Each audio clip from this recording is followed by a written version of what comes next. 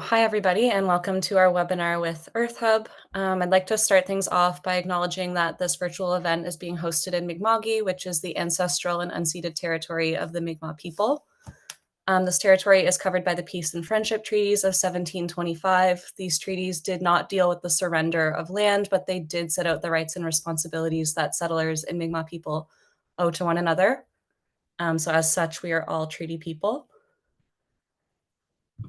My name is Cass, and I'm currently the network coordinator for the Nova Scotia Environmental Network. NSEN is a network of about 45 environmental organizations across the province, whose common purpose is to conserve and enhance the natural environment and build a sustainable future for Nova Scotia. So we strive to support, strengthen, and promote the environmental work of our members like Earthub by connecting them to each other, to governments, and to the public, like in a webinar like this one. I'm very happy to welcome our guest speaker, Brittanny, founder of Earthub. Brittanny has been dedicated to pioneering the circular economy systems that promote sustainable development and environmental stewardship, and she founded Earthub in 2019. Through Earthub, she empowers communities and businesses to adopt circular practices, minimize waste, and maximize resource efficiency. Her expertise spans circular economy strategies, sustainable resource management, and community engagement and advocacy. So Brittanny is a leader in developing and implementing a unique collection system at Earthub, which we'll hear a little bit more about in a couple of moments, resulting in over 1 million items diverted from landfills. And this community initiative is powered by numerous volunteers working together towards sustainability. So with that, I'll hand it over to you now, Brittanny, to tell us a little bit more about it. Great. Thank you so much. Welcome, everybody. Thank you for joining, and thanks, Cass, for hosting us. I will be sharing my screen. Okay. So hi, everyone. My name is Brittanny, and I'm the founder of Earthub, an environmental organization. I am based out of Ottawa. I noticed some of you were putting your locations in the chat, and I pulled up Google Maps to kind of see where everybody was from. So that's awesome to be connecting with those from Nova Scotia. So we're an environmental organization that spreads awareness and keeps items out of the landfill.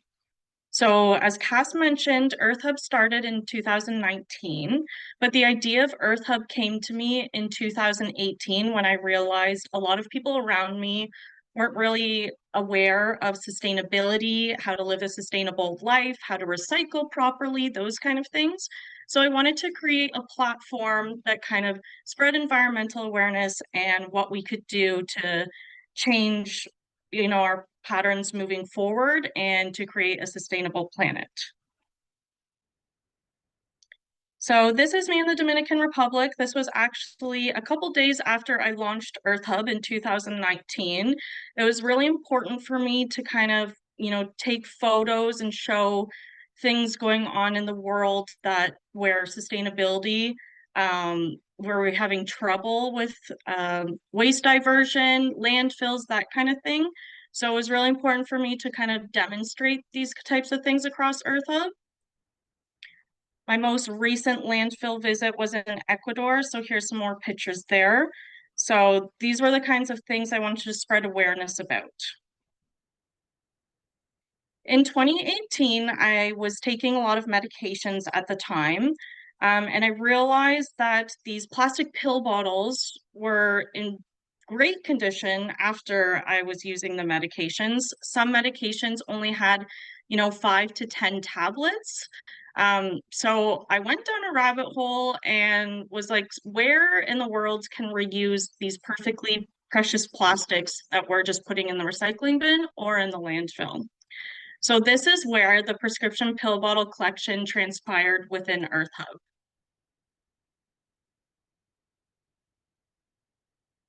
So this is in 2019. I believe in 2019, I collected just over 100 prescription pill bottles. This was from family members, friends, that kind of thing. So Earthub was just starting at that point. And then I started sharing things on social media about these pill bottles and where they could go. We send them to a humanitarian relief organization in Ohio. They reuse them as medical supplies. So I did a Facebook post. It was the end of 2019, and the Facebook post actually managed to reach over 150,000 people. And I started getting emails as far as New Zealand asking where people could bring these prescription pill bottles for reuse. So that's kind of how it transpired, and how Earthub grew was with the prescription pill bottle collection. So to date, since we've started in 2019, we've collected 159,000, over 159,000 pill bottles out of the landfill for reuse. This is one of the items we have to ship elsewhere. As I mentioned, I'm based in Ottawa, Ontario. So we do have to ship these to Ohio. Shipping, isn't the greatest for carbon emissions, but we also weigh it out and look at how much we're keeping out of the landfill. With shipping comes shipping costs. So to date, we are nearly at $16,000 in shipping costs just for the prescription pill bottles.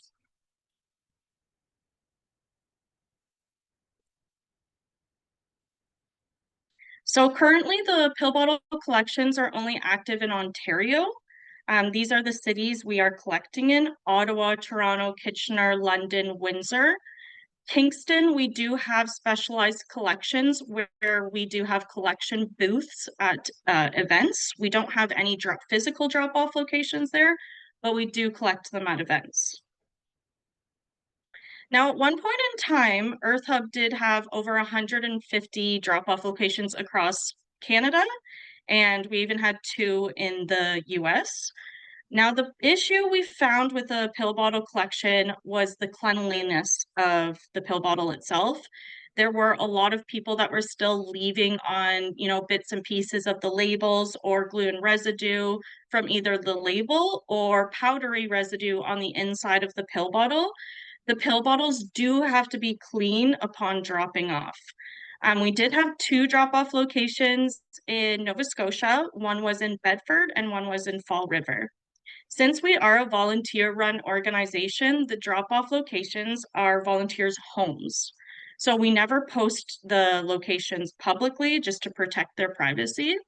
And given that we are volunteer-run, the volunteer is responsible for sorting the pill bottles, doing the processing that's required before we do ship them to the humanitarian relief organization.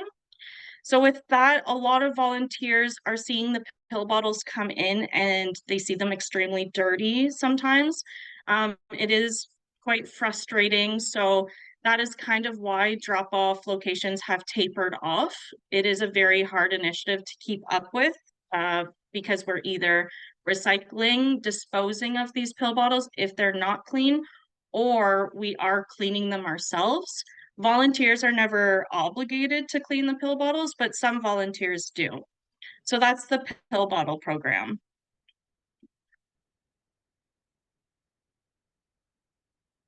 Now, our items to keep out of the landfill program is a larger list. It's essentially the same thing as the pill bottle collection, but it's expanded.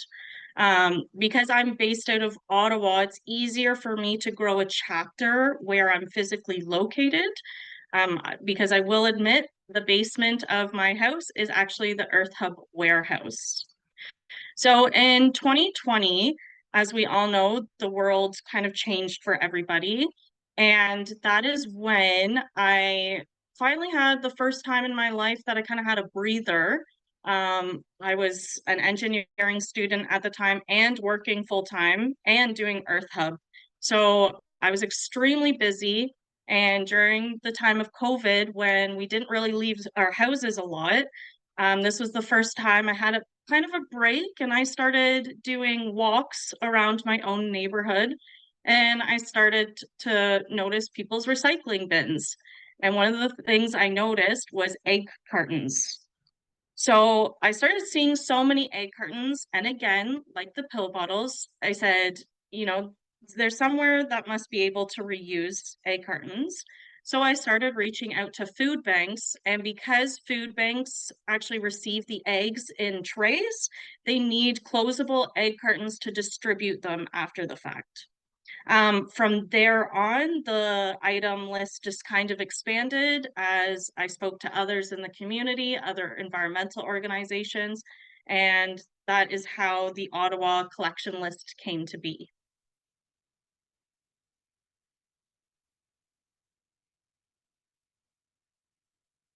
Sorry, I just realized this is probably in the way. So how the items to keep out of the landfill program works is we have chapters. So we have Ottawa as a chapter. We did have Kingston as a chapter, but like I said, there's no physical drop-off locations there anymore. We just go there for events. We have our Toronto chapter, Kitchener chapter, and London chapter. So the pill bottle program, it's a much easier thing to volunteer for because the pill bottles can be shipped directly from your location. So for example, when we did have pill bottle collections going on in Nova Scotia, volunteers would collect and process the pill bottles in Nova Scotia, and then they would ship them directly from Nova Scotia to the humanitarian relief organization, which is called Matthew 25 Ministries. So they would ship them right there, as opposed to shipping items to me in Ottawa and then me shipping the pill bottles, just to cut down our emissions. So chapters are where we collect more than just the pill bottles. So Toronto, for example, and Kitchener, those are places that collect more than just the pill bottles, and therefore we consider them a chapter. Whereas when we had our drop-off location for pill bottles in Nova Scotia, that was just a pill bottle collection hub. So the items that are collected in each city, they are dependent on the end users we have in the area, the number of volunteers we have in the area, the storage space we have. So in Ottawa, like I said, the basement's my warehouse. So I do have the ability to collect many egg cartons, as an example. Whereas our drop-off location in Toronto, we don't have the same space for that. So that's why there's a different list of items that get collected there. We do try to keep items as local as possible. So like I mentioned, the pill bottles are our only item that gets shipped out. Other items we do try to keep local. So egg cartons go to local food banks or local farmers. We collect milk bags, and those go to local organizations that weave and create milk bag mats and distribute them to those experiencing homelessness. So that's kind of how the items are picked. Now, we do provide a drop-off map only by email because of the homes being the homes of volunteers. Drop-offs you can do 24/7 at any time. We have an Earthub bin outside of a volunteer's home. Now, a volunteer doesn't just have to be a drop-off location. We also have volunteers who help with the sorting, counting, and distribution of items to end users. The end users, like I said, are local organizations we can find or reach out to. The egg cartons, for example, we have a huge long list of local farmers and local food banks that want egg cartons from us. So we pass them along to them. And as I showed before, Kitchener and Toronto, they collect the prescription pill bottles, and they also collect the plastic tags used for bread bags or for milk bags.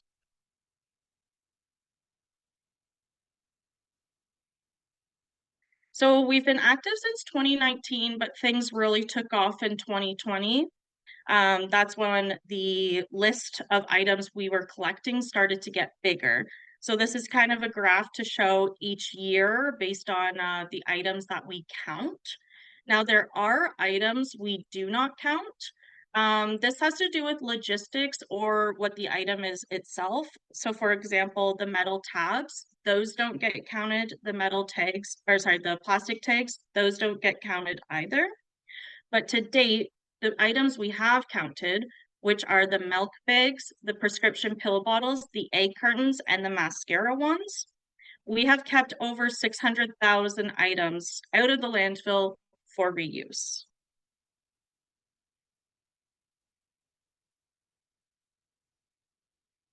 So we are completely volunteer run. It is a really great community who just wants to come together and do what we can for the sustainability of our planet. It was really interesting to see when I started Earthub how many people came on board and really thought the same way as I did, that a perfect piece of material could be reused.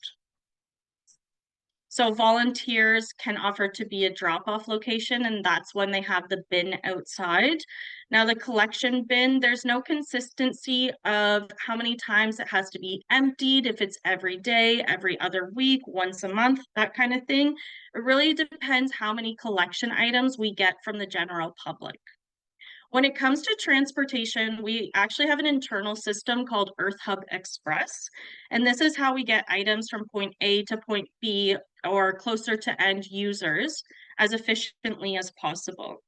So in Ottawa, for example, we have the West End and we have the East End, and then we have me, who's pretty central. We do have an end user in the West End, and that is for the crayons. The crayons and the glue stick tubes that get collected in Ottawa, we have a local lady who actually takes the crayons and melts them into the glue stick tube or lip balm tube, and she creates push-up crayons. So if you twist it, the melted crayon she has inside, you can twist them out and close them back up afterwards. So that's really neat. Now, because she's in the West End and we have drop-off locations all the way to the East End, what makes things most efficient is for the East End volunteer to drop items off to a location closer to them, to get them closer to me, to then get them to the West End. We do always avoid special trips. So if somebody from the East End kind of works close to my area, they can drop off those items to me, and then somehow I can get the items over to the West End. So in this example, I'm demonstrating crayons to that end user.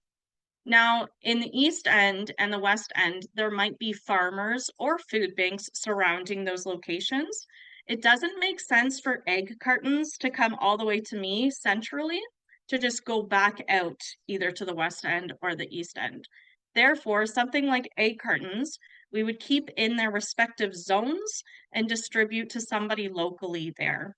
So all of this takes a ton of coordination. So that's another thing that volunteers do. We have many zones, many different groups where we're all communicating with each other to get items where they need to be. Now, the item processing, all of our items must be dropped off clean. However, that doesn't always happen. So these are items that have to be sorted out. If an item is too dirty, then it does have to be disposed of. Like I said, our volunteers are not obligated to clean. However, most of them want to because they don't want to see it go in the landfill. So we even have some high school students who help out with this type of thing, with the cleaning, with the sorting of color, with the counting. So volunteers can come on board to do those kind of things and not necessarily have to be a drop-off location. One thing I do want to mention about the pill bottles, if you may have noticed from the pictures closer to the beginning of the presentation, there is a lot of Ziploc bags involved. Now, this is kind of a bummer because obviously we're trying to prevent new plastics from being circulated. However, the humanitarian relief organization, Matthew 25 Ministries, that requires these pill bottles, they must be sorted by type, color, size, and they have to be put in those new Ziploc bags, unfortunately. This is because they want to keep a hygienic environment as they are using these as medical supplies and they're going to various locations globally depending on what disaster relief situations they're responding to. We are volunteer run, so we're not even registered as a nonprofit or charitable organization. The pill bottles do require a monetary donation to cover your shipping fees when you are donating the pill bottles. As the founder, any costs associated with Earthub actually just comes straight out of my pocket, because I just want to keep as much out of the landfill as possible. But the community has been really great about contributing and helping out with their shipping costs. So I actually, when I started Earthub, initially in 2019 and some of 2020, all funds were just coming directly out of my own pocket. And then in 2020, I started a bank account just for Earthub, just designated to buying things like those Ziploc bags that we need for pill bottles and to cover shipping costs. So this is more recent, but we have implemented a circular economy consulting and services division. I actually just launched this in the past month. So I don't know about anybody else here, but in my experience and in my past working at construction companies and engineering firms, as my background is in civil engineering, I noticed that a lot of my coworkers, if they threw something in the recycling bin, they often said, I've done my part. You can't really control what happens after that. They never knew for sure what was happening after that. Whenever I would stay late at the office, I did notice that many cleaners would combine the garbage and recycling all together. And there was always the question in the back of your head, well, is that getting sorted out, or are those items getting recycled properly? It was hard to really know. So this is how I came up with this consulting and services division. I want to eliminate the unknown. So basically, I'm looking for workplaces to go into and kind of put strategies into place and collection systems in place to ensure that items are being properly recycled and or reused. There's quality control involved in this process. If items are clean, if items are being mixed together. Something that I've also seen coworkers do, which is pretty disappointing, is maybe throw a plastic beverage bottle into the recycling, but it's still half full of water or pop or whatever they're drinking. So those kind of things is what is assessed in the quality control step to see how individuals at the workplace are sorting the materials or if they know how to recycle properly.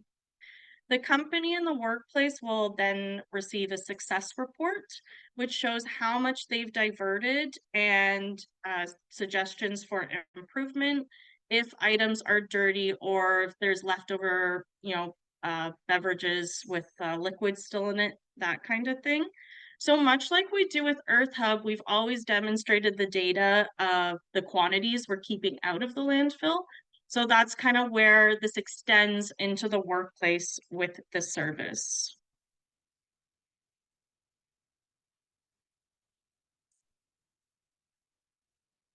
So that is the presentation about Earthub and the introduction of our circular economy system, consulting and services. So I will open up the floor to Cass first to direct any questions anyone might have about Earthub. Thanks, Brittany. That was a really informative presentation, and it's really impressive all the work you've been able to do through Earthub in just a few short years. Does anybody have any questions? You can feel free to raise your hand and I'll call on you and you can ask it yourself, or you can type your questions into the chat and I can ask them for you.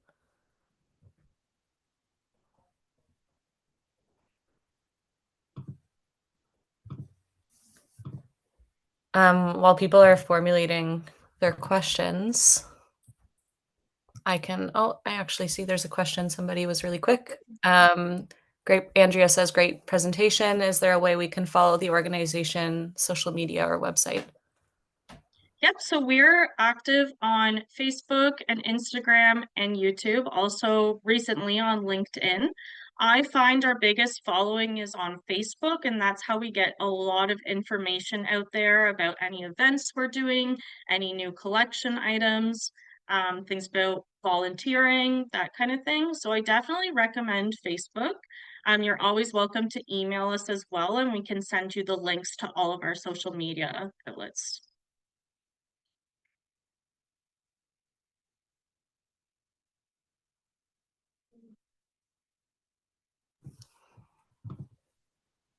I can ask a question as well. So you mentioned that traditional recycling has its limitations, of course. So I'm wondering how you get people on board with these ideas that you're putting out there, circular practices like reducing and reusing, that shift in Well, I behavior. find, yeah, it is a huge shift in behavior. I find, I mean, those numbers that I was sharing that the community has kept out of the landfill aren't small. So to be able to demonstrate those numbers are huge because it's showing people, everybody thinks, oh, I can't make a difference, but you'd be surprised if we all came together and did this together. So that kind of gets people on board with realizing the impact that they can make as individuals. So that's how I find to get more people on board with recycling practices and I guess caring more in a sense. Thank you. That makes total sense. We've got another question in the chat from Monica. So she says, great project. How do you find ways to reuse the items? So organizations, groups for creating items, etc. So a lot of reach out is involved in addition to coordinating. So actually, as an example, I'll give an example of what I was doing today. We are considering starting a Peterborough chapter in Ontario. But he wants to, the lead there, who I'm partnering with, is called Clean Up Peterborough. And he would like to collect certain items just because of whatever's feasible for him. So one of the items is milk bags. Now he wants to collect items to then somehow get them to Ottawa to me, which some of the items we would have to do that with. We do this with Toronto and Kingston because I have family members there. So that's kind of how we shift items closer to me. However, it makes more sense to keep items as local as possible. So for something like milk bags, I actually started reaching out to local groups near Peterborough today to ask anyone, is anyone doing these milk bag mats? So it's just a lot of reach out and research to find if there's any end users in the area, because it makes more sense to just keep the milk bags in Peterborough rather than getting them up to Ottawa for me to give to our groups here who do those weavings of the mats. That's how we find end users. Another question from Wendy. She's wondering, so if anything, is anything happening in Nova Scotia currently? She used to take pill bottles to Bedford. Mm-hmm. So we did discontinue the pill bottle collection in Nova Scotia because we had a very hard time with fundraising. So when I guess not a chapter, but a pill bottle collection drop-off location, when we start that process, the volunteer does have to be responsible for fundraising in that area. In the sense that if they're posting, oh, I take pill bottles for Earthub, you can drop off at this location, we have to push the fact that there is a monetary donation that is required with each pill bottle. It does vary based on shipping. So from what I remember, Nova Scotia was a bit more expensive, not that much. Here in Ottawa and for most of Ontario, it's 10 cents per pill bottle. That's just what it kind of worked out to when I crunched the numbers for the quantities that come in versus the costs I'm paying for shipping. In Nova Scotia, it was 15 cents each. Unfortunately, in Nova Scotia, we didn't have a single monetary donation. So only from our one volunteer who is helping out with the program. So I believe our Nova Scotia cost, it came, I want to say almost to $3,500. So essentially that comes out of my pocket. So that is why it kind of stopped in Nova Scotia to kind of answer the question of why it stopped.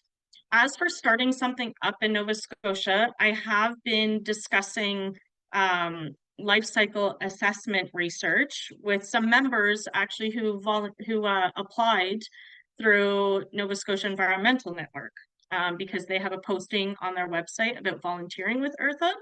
So right now in Nova Scotia, we kind of have what I'll call a research team put together. But as for collecting items, we were looking into the logistics of that and what we could do. If there's anyone here by any chance who knows, well, maybe I'm speaking too soon on this, but milk bags correct me if I'm wrong, Cass, do you guys have jugs or you guys have bags in Nova Scotia? We have both.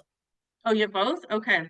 Yep. So if anyone does know any a local organization that does milk bag mats, weaving them, that is certainly something we could look into further. It's just about finding end users and finding items that are feasible that we could get collections going in Nova Scotia again.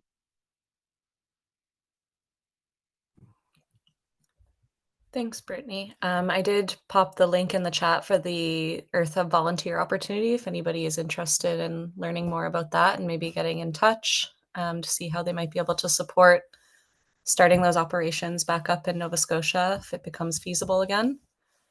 We have another question from Wendy. She's wondering, how do you get a hold of the neat tube crayons? Sorry? How do you get a hold of the neat tube crayons? I don't know. Is that maybe the things that you pour the melted down crayons into? How, Sorry, Wendy, oh, correct how do me. you get a hold of them like wanting them, Wendy? If I'm like if somebody wants them? Is that what I'm understanding from the question? Yes, I just was curious because I have some grandchildren that might be interested. Oh, okay. So our local lady in Ottawa who does the push-up crayons, she actually puts them in Operation Christmas Child shoe boxes. So she's the end user, and then she's pushing it a step further, for Operation Christmas Child shoe boxes to be the end user for where the crayons go. Super. Yeah. If you also look on our website, this is completely my mistake. I didn't write the website on this slide. I can type it in the chat. But on our website, each of those flyers that I showed in the presentation that go by city, we also have those posted on our website, and then it shows where each item goes. So anyone is welcome to check those out as well. And I'm always open to ideas, especially for Nova Scotia, if there's different items that might be of benefit to local organizations. Or maybe if you don't mind, Cass, because yeah, I'm still sharing my screen, if you're able to type in our website, www.earthub.ca. So anyone's welcome to check out our website there as well.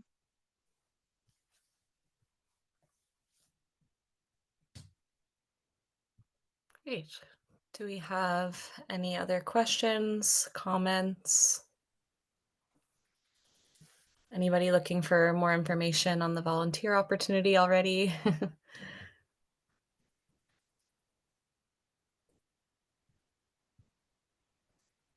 Just a second. Stop sharing.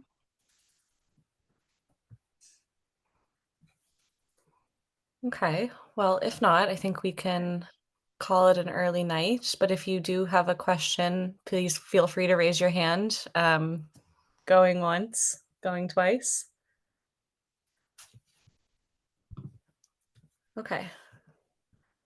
Well, thanks again, Brittany, and to Earthub for being here tonight and offering such an interesting presentation about the organization. And thank you to everybody who attended and participated in the discussion. A recording of the webinar will be emailed to everybody who registered if you'd like to rewatch or maybe share it with somebody you know. And the email will also include contact information for Earthub, as well as like their website and social media links, as well as links to donate or become an NSCN member if you'd like to support either of the organization's work or get more involved. And if you aren't already subscribed to our monthly environmental newsletter, you can sign up for free on our website to hear about opportunities like this webinar, participating in environmental caucuses, things like that. So yeah, thank you very much, everybody. And thanks again, Brittany. Thank you.